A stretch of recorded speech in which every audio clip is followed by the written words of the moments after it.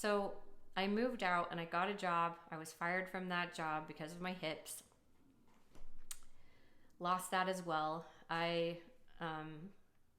moved back home again to have my hip surgeries done, which were very, very brutal. It's called the periacetabular osteotomy.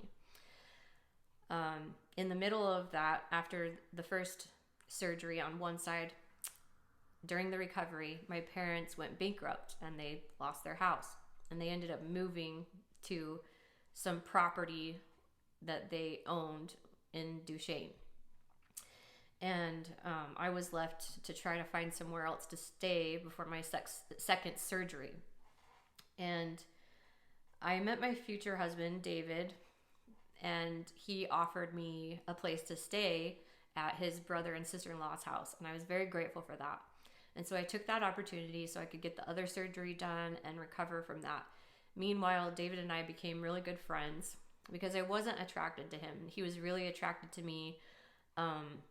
But for me, it was just, we were friends and I felt like I could tell him anything. And he started to tell me that he had problems with morality, he wasn't a virgin, and he had addictions to porn.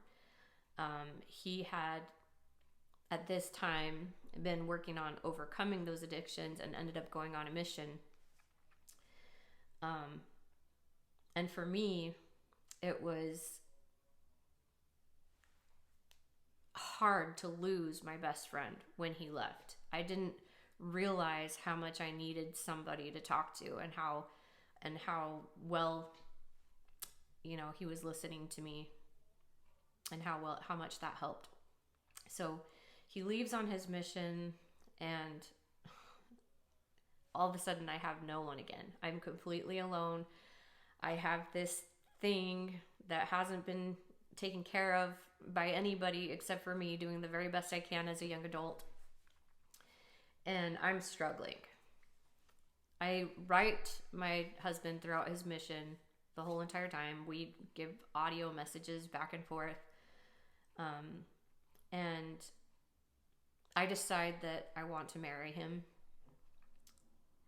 It was difficult for me to digest the fact that he had had this sexual past, because in my mind, if I were married somebody who I thought was morally clean, then it would mean that I was forgiven, that I was morally clean as well. But if I didn't, then that was all I was worth. Sad but true. That's how I felt. And when David came home from his mission, I found out that there was this other sexual sin that he had done another time that was just devastating to me. It broke my heart. I had a really hard time accepting this. But he was he had, coming home from his mission, he was talking to his family, and his family at this point in time had a very strong opinion against me. They didn't like my family. They didn't like where I came from. And I had a history with his sister, that just another rumor that wasn't true, but affected my relationship with them. So when he came home from his mission, they tried to convince him to not marry me, to date other people. And I had been waiting for him.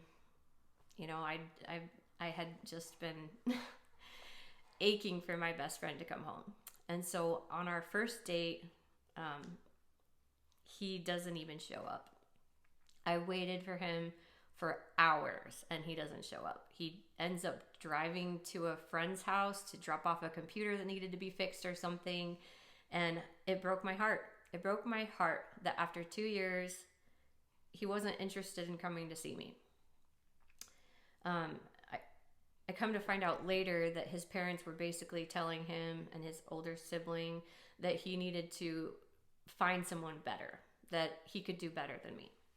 And so we went through this relationship with me just waiting for my best friend, the decision that I'd made to marry him.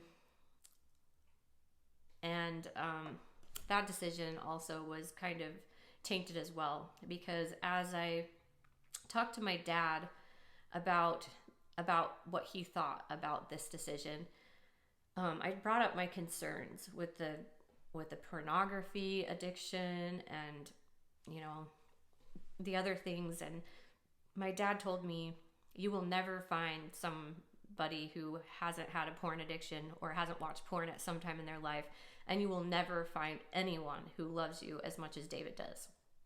And so it kind of felt like either I choose him now or I end up old and single. And I knew very much that I needed to be loved. So it felt kind of like an arranged marriage. But also he was my best friend, the only one that I had. And so I went forward with this decision. I was going to marry him, but he was in this place in his mind where he thought he could put me on a shelf and go search for something better.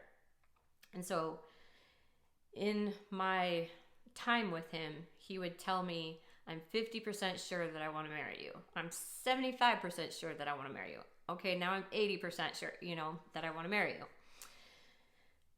Finally, when he said he wanted to marry me, he was like, so you want to get married or what? And it was heartbreaking. It was just kind of, I wasn't even sure if I was engaged. I went back home to my sister and was like, I don't know, I think I'm engaged. Anyway, through all the engagement, it was very difficult with his family. They put up a lot of resistance. They didn't like the dates that we scheduled for the wedding day. They didn't like the places that we scheduled. Everything was controlled. David at this point was being very distant, acting different, kind of just pulled away. He wouldn't get me a wedding ring. I was very confused at this point. We ended up going through the wedding and my mom controlled the whole entire thing. And it was just a day that I showed up for, a day that I was in shock. I remember going into the bride's room that day, and I had broken a mirror, and I was pretty sure that was bad luck too, one of the hand mirrors that I brought. And I was just in tears. I was just bawling, and my mom wasn't there. I don't know where she was, but this lady comes up to me and gives me a hug, and she's like, are you all right? And I was scared. I was scared to make this commitment, this covenant with my future husband, with this family who didn't want me. But I believed that this was the best opportunity I had. And so I knew that he was my friend, and I took a deep breath and I went in there and got married. Right after that, we had a whole bunch of issues because of the sex. With my husband's history with porn and my history with sexual abuse, it was pretty awful.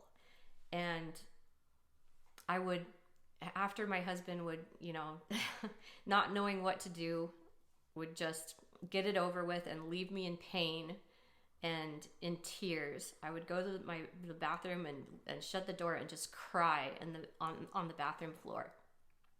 And I remember this one time my husband asking me, what's wrong? What can I do? And I was just like, I cannot tell the difference between you and my abusers. And the reason was because of how it was approached. I felt like a vessel for his enjoyment. That really devastated him, and I think that put more of a wedge in our relationship, and it was hard, very awful. Fast forward, we had our first kid. When I found out I was pregnant, David wasn't even, he was just like, so are you pregnant or not? And I was like, yes, I'm so happy. Are you happy? And he was like, ugh. And so lots of difficulty trying to connect with him.